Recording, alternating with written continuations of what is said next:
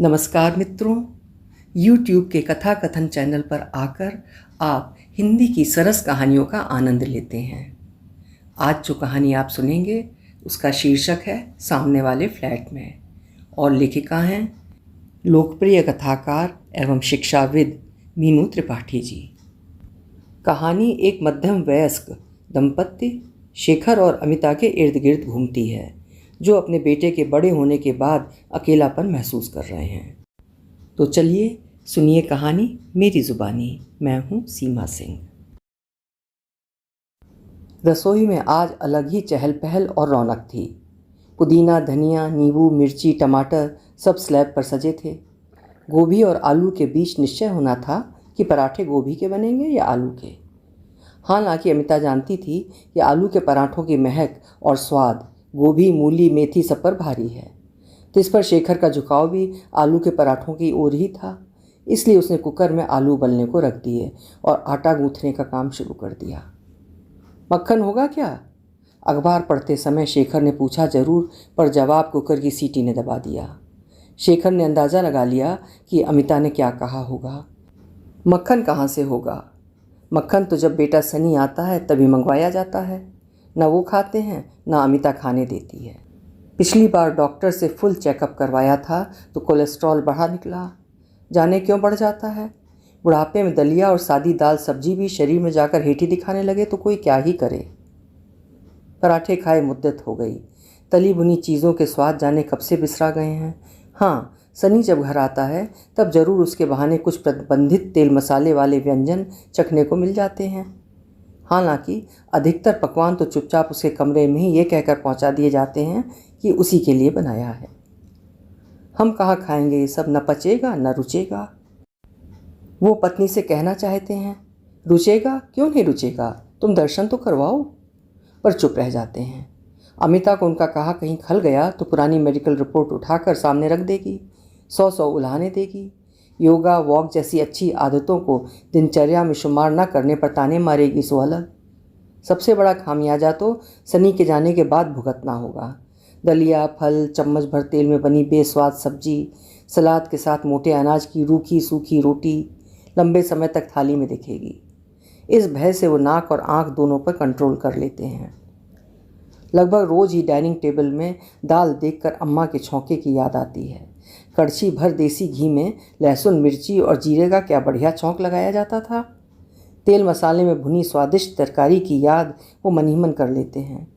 यदि अमिता से साझा करें भी तो आंखें तरेर कर कहेगी, मैंने तो जैसे तुम्हें स्वादिष्ट खाना खिलाया ही नहीं है। अरे अब उम्र देखो, ब्लड शुगर और कोलेस्ट्रॉल की चिंता करो और चुपचाप खा लो। इसलिए वो सिर झुकाए चुपचाप खा लेने में हर्ज नहीं समझते। सच है, अमिता ने खूब स्वादिष्ट खाना बनाया और खिलाया है। वो अलग बात है जो अब उम्र, पाचन और बुढ़ापे में लगी रहने वाली बीमारियों में बहुत नाप तोल कर खाना बनाने लगी है।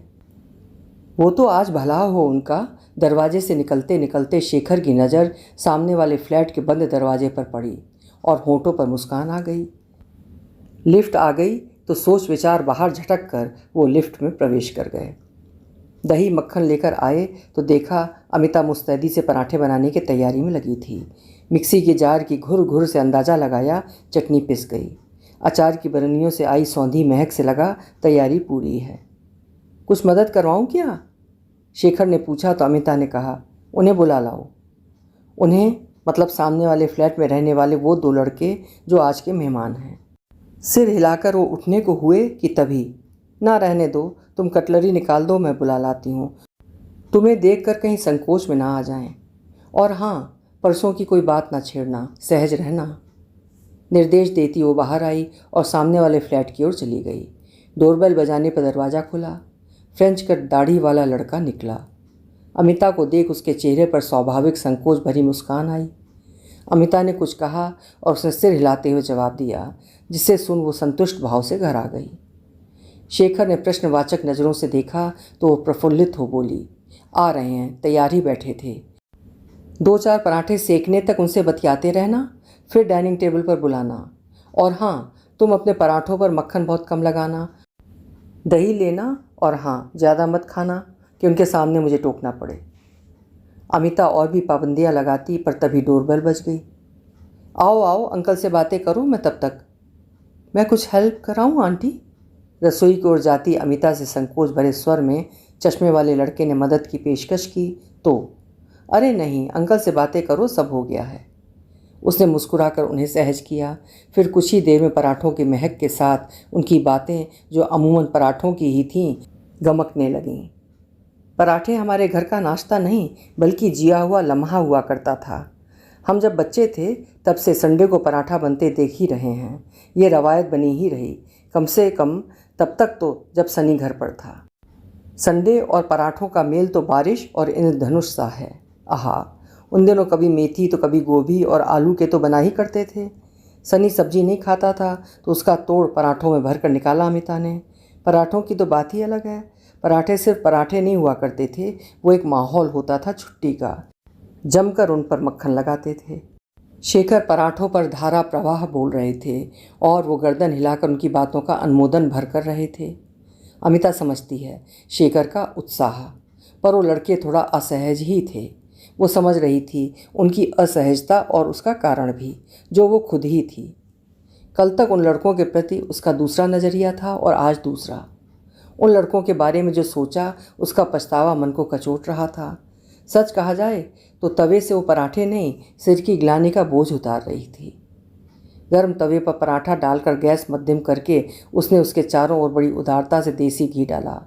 पराठा धीमे धीमे सिकने लगा। साथ ही सिकने लगी 2 दिन पहले की घटी घटना। उस दिन उसका व्यवहार अप्रत्याशित नहीं था, वो कई दिनों की आशंकाओं का परिणाम था। कई दिनों से उसे महसूस हो रहा था कि सामने वाले फ्लैट में रहने वाले ये 20-22 साल के लड़के अक्सर लॉबी में टहलते हुए अन्य फ्लैटों के दरवाजे पर इधर उधर ताकते आ खड़े होते हैं। उनके होठों पर मुस्कान होती है, कभी कभी आपस में फुसफुसाते भी हैं। उन लड़कों को कभी आते जाते तो कभी जाली के दरवाज़ों से उन्हें अपने फ्लोर की लॉबी में घरों के सामने खड़े देखा। एक आध बार उसने अचानक दरवाज़ा खोलकर उन्हें चेताया भी। ऐसे में वो इधर उधर होकर कभी लिफ्ट की तरफ बढ़ जाते तो कभी अपने फ्लैट के भीतर चले जाते या कभी लॉबी में यूं ही टहलने लगते। उसे उनका रवैया अजीब लगा। तब उसने शेखर से कहा, सुनो, सामने वाले फ्लैट में किराए में रहने वाले ये दोनों बैचलर कुछ ठीक नहीं लगते। मकान मालिक को इन बैचलर्स को फ्लैट नहीं देना चाहिए। जब देखो इधर और उधर के फ्लैटों के बाहर खड़े जाने क्या करते रहते हैं। उसकी आपत्ति का जवाब कुछ यूँ मिला, तुम्हारा बेटा भी तो बाहर है, मत भूलो कि उसे भी घर मुश्किल से मिला है। शेखर का इशारा वो बखूबी समझती थी।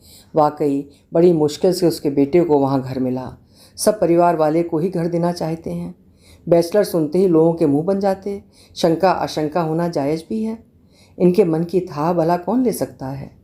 लिफ्ट में कभी मिलते भी हैं तो ना नमस्ते ना दुआ सलाम, या तो मोबाइल में मुंह डाल लेंगे या लिफ्ट की छत या ज़मीन ताकेंगे।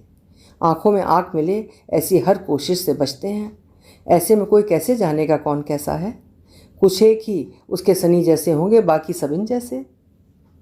फ्लैट में सेंध मारकर चोरी करके अपने शौक़ पूरे करते थे अच्छे घर के लड़के। ऐसी खबरें अखबारों में आम हैं। मन में आशंका का कीड़ा कुलबुला रहा था। ऐसे में 2 दिन पहले उसने किसी काम से दरवाज़ा खोला तो देखा बगल वाले फ्लैट के पास वे दोनों खड़े धीमे धीमे बतिया रहे थे। दरवाज़ा खुलने की आहट सुनकर थोड़ा दाएं बाएं हुए। ये जगह उनके खड़े होने के लिए जरा भी मुफीद नहीं थी। पड़ोसन निशा के 2 छोटे बच्चे हैं। वो खुद भी तो जवान और खूबसूरत है। इन लड़कों का जाने क्या इरादा हो। उसकी भ्रकुटी चढ़ गई। एक अच्छा अलर्ट नागरिक होने का एहसास और पड़ोसी प्रेम सहसा जाग उठा। इस फ्लोर में सबसे वरिष्ठ वो ही हैं, फिर क्यों ना वही इनकी खबर ले। फ्लैट कल्चर में तो वैसे ही किसी को किसी से कोई मतलब नहीं होता। अब वो भी इनकी हरकतों को नज़रअंदाज कर दे तो ये कतई सही नहीं था। बिना सोचे विचारे वो दंदनाते हुए उनके पास आई। उसका तमतमाया चेहरा और थानेदारनी सी भाव भंगिमा देख वो लड़के हड़बड़ाए। वहाँ से खिसकते उससे पहले ही उसने चश्मे वाले लड़के की बाँह पकड़ ली और पूछा, क्यों खड़े हो यहाँ? बस ऐसे ही आंटी जी। वो बुरी तरह घबराया। ऐसे ही क्यों?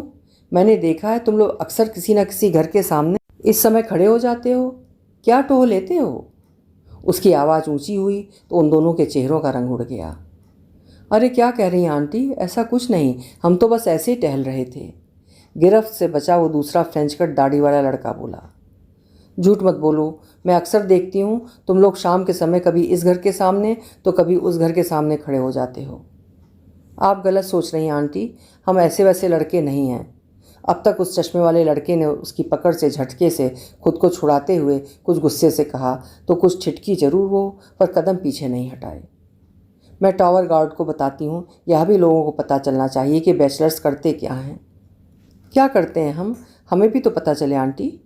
फ्रेंच कट दाढ़ी वाला लड़का उत्तेजित हुआ तो वो सहसा चुप हो गई और उन्हें घूरते हुए घर के भीतर चली गई। इंटरकॉम से नीचे टावर गार्ड को फ़ोन लगाया। वो उठाता उससे पहले ही डोरबेल बज गई और टावर गार्ड के हेलो का बिना जवाब दिए वो दरवाजे की ओर बढ़ गई। शेखर घर पर नहीं थे, क्या पता वो आए हों। उन्हें शायद मसला बताकर ही कदम उठाना होगा। सोचते हुए उसने चिटखनी खोली तो देखा वही दोनों लड़के खड़े थे, चेहरों पर हवाइयाँ लिए, कुछ शर्मिंदा। क्या है, उसने तल्ख लहजे में पूछा तो चश्मे वाले ने नज़रें चुराते हुए कहा, आंटी प्लीज़ आप किसी से मत कहिएगा। वो दरअसल इस वक्त हम जब बाहर से आते हैं तो हर घर से खाने की बढ़िया खुशबू उठती है। सच कहते हैं। वो कंठ पर उंगली रखकर बोल रहा था, हम खाने की खुशबू सूंघने के लिए बाहर खड़े हो जाते हैं। मतलब? उसकी आंखें हैरत से फैली। इस वक्त उठी पराठों की खुशबू मम्मी के बनाए पराठों की याद दिला देती है। तो वो दोनों बेहद शर्मिंदा नजर आए। उनकी नज़रें झुकी हुई और उसकी आंखें विस्मय से फैली हुई थीं। पराठे? वो अवाक थी। सहसा याद आया कि कुछ दिन पहले जब सनी बेंगलुरु से आया था तब उसके लिए पराठे बनाए थे। पराठे सेकते समय कुछ काम से दरवाज़ा खोला तो ये लड़के बाहर खड़े थे। उसे देखकर ठिठके। तब पहली बार उसने नोटिस किया और फिर ध्यान जाने लगा कि जब तब ये लड़के शाम ढले पड़ोसियों के फ्लैट के आसपास दिखते हैं। क्यों दिखते हैं? इसके हजार हवाई किले बना लिए, पर यह तो कल्पना से परे था। कौन सोच सकता है कि एग्जॉस्ट फैन से खिंची पराठों की खुशबू उन्हें वहीं ठहर जाने को अवश कर देती है। वो कुछ समय वहीं खड़े होकर अपने मन को तृप्त कर लेते हैं। घर के स्वाद को कुछ इस तरह अपनी जिह्वा पर महसूस करके आत्म तृप्ति पा लेते हैं। मम्मी आपके हाथों के पराठों की बहुत याद आती है, सनी भी तो अक्सर कहता है। उसका मन सहसा गीला हो आया। सॉरी आंटी, अब ऐसा कभी नहीं होगा, फ्रेंच कट दाढ़ी वाले लड़के ने कहा तो वो बिना कुछ कहे घर के भीतर चली आई। शेखर घर आए तो बड़े पछतावे के साथ उसने किस्सा सुनाया। कुछ देर वो चुप रहे, फिर बोले, सनी आए तो लड़कों को घर बुला लेना। वो चुप रही, पर कल शाम ही ये अचानक लिफ्ट में मिल गए तो मौका जाने नहीं दिया। चश्मे वाले लड़के के कंधे पर हाथ रखकर कहा, जब से सनी बाहर गया है तब से घर में पराठे नहीं बने। कल संडे है, 10-11 बजे के बीच इंतज़ार करूँगी। अरे नहीं आंटी, वे झेपे तो वो बोली, नहीं सिर्फ तुम्हारे लिए नहीं, इनके लिए भी। मंद मंद मुस्कुराते शेखर की ओर इशारा करते हुए वो बोली, कई बार इन दिनों तुम्हारे अंकल ने ताना मारा है कि जब से सनी बाहर गया है पराठे बनाने बंद कर दिए। अब मैं भी क्या करूं? पहली बात कि हमारी उम्र पराठे खाने लायक रही नहीं, और कभी मन भी करे तो अपने लिए उतनी मेहनत नहीं होती। तुम लोग आओगे तो मेहनत वसूल हो जाएगी, हमारा भी जायका बदल जाएगा, खासकर तुम्हारे अंकल का। उसकी आंखों में सहसा पनप आए स्नेह की नमी को देखकर वो बोले, एक शर्त पर आएंगे, रसोई में हमारे लायक काम निकाल कर रखिएगा। तुम लोग आओगे उतना ही बहुत है। कहते कहते अमिता रुकी। बीच के किसी फ्लोर पर लिफ्ट रुकी, कोई और चढ़ा तो सब चुप हो गए। तो कल सुबह 11 बजे इंतज़ार करूंगी। ग्राउंड फ्लोर पर लिफ्ट रुकने पर बस इतना कहा तो सहमत में उनके चेहरों पर मीठी शर्माई सी मुस्कान आई। शेखर उन लड़कों के लिए कम, खुद के लिए ज़्यादा प्रसन्न थे। उनके आने पर पराठे बनेंगे, इससे ज़्यादा सुखद कुछ हो ही नहीं सकता था। अरे सुनो, हर्ष और अगम ने बहुत बढ़िया स्टार्टअप शुरू किया है, गर्मा गर्म पराठे खाने आ जाएं, ये कहने आई अमिता से शेखर ने उनके नाम और काम का परिचय करवाया। कुछ ही पलों में हर्ष अगम नामों से पुकार कर इसरार कर वो उनके पराठों पर मक्खन लगवा रही थी। वो अब अजनबी नहीं, सहज थे। रसोई के एग्जॉस्ट से निकली पराठों की खुशबू का आनंद उठाने के लिए वो किसी के घर के बाहर नहीं बल्कि घर के अंदर आपसी चुहलबाजी के बीच पराठों के स्वाद का आनंद उठा रहे थे। हर्ष, अगम और शेखर बेशक पराठों के स्वाद में डूबे थे, पर अमिता का मन तो भूले बिसरे संडे का जश्न मनाने में उमगा जा रहा था। अभी आप सुन रहे थे मीनू त्रिपाठी जी की लिखी हुई एक छोटी लेकिन सहज कहानी सामने वाले फ्लैट में। आशा है आपको पसंद आई होगी। पसंद आई हो तो कहानी को लाइक और शेयर करिएगा, और अभी तक चैनल सब्सक्राइब ना किया हो तो आपसे अनुरोध है कि ऐसी ही उत्कृष्ट कहानियाँ सुनते रहने के लिए चैनल भी सब्सक्राइब कर लीजिएगा। कल फिर मिलते हैं। नमस्कार।